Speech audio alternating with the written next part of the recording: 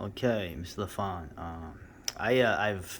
I shadow box and I train my boxing with the orthodox stance. I am right-handed, although growing up, people always would look at me writing funny and say, "You write like a lefty, but with your right hand." Now, I never really understood what that was, but I found also with boxing and fighting the last time also, but this time even more so because there's a lot more fights.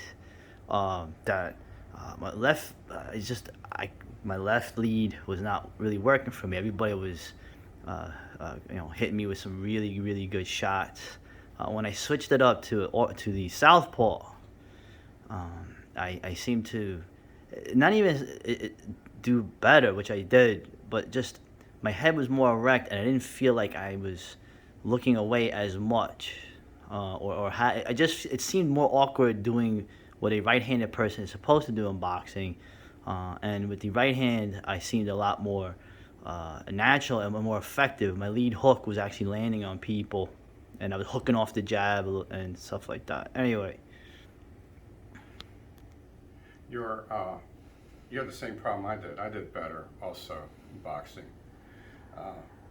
from my right lead, partially because I can't. My left shoulder's been torn since I was a kid, so I can't defend myself for more than a minute with a glove on with this hand. Uh, I think the main reason why we do better as southpaws, both of us, is because most of our fighting and training has been with weapons where you keep your heart back here and you use your dominant hand forward. So that's my answer to that. Uh, the just like with left-handed versus right-handed stick, we've got the same problem as the other guy. And Backfist Mick, if you reviewed a video of him boxing me, when I switched southpaw with him, he immediately hit me with a rear hand. He let off with the rear hand and got me right on the chin. So you expressed some frustration with getting your rear left hand into it, that you were mostly a one-handed fighter. When you were southpaw, that's kind of normal when people switch southpaw. Sometimes it's because of an injury to the left arm. I've trained with two guys other than myself that switched for that reason. So what you want to do is keep in mind that your lead foot needs to be on the outside of his lead foot. So if his foot is right here, I want to step diagonally and hit with my rear hand first, then hit with the lead hand from behind him.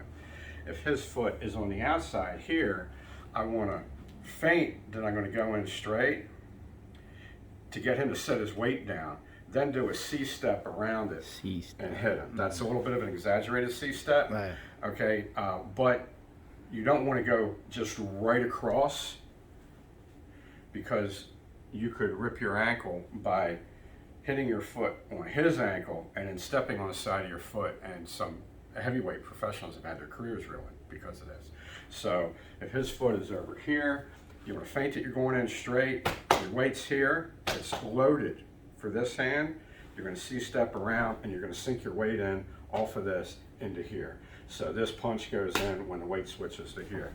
So I'm going to feint in, all the weight's right here. I'm holding up with a quadricep, C-stepping around, and I'm hitting with this. And I want to do something with this. When I'm feinting in with this, I'm also throwing a jab into his eyes with my lead hand, and then C-step and hitting with that. Karate people use a C-step for a different reason. It has to do with the hips and kicking. Yeah. And they do it linearly. I don't understand it, but this is how you would use a C-step in boxing to get around the guy's lead foot who's leading with the opposite hand.